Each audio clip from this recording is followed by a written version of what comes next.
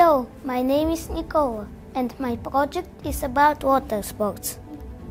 Interesting. You can do water sports only in summer. The water sports are surfing, windsurfing, polo, swimming, rafting, diving, kayaking, and volleyball. Beach volleyball. Beach volleyball is just like regular volleyball, but played on the beach or in the water for fun.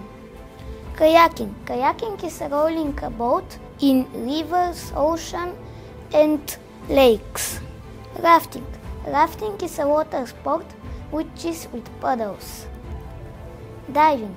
Divers explore the ocean and have professional equipment. Polo. Polo started in England. Like any physical sport, you can't learn windsurfing without being in shape. Thank you for the attention.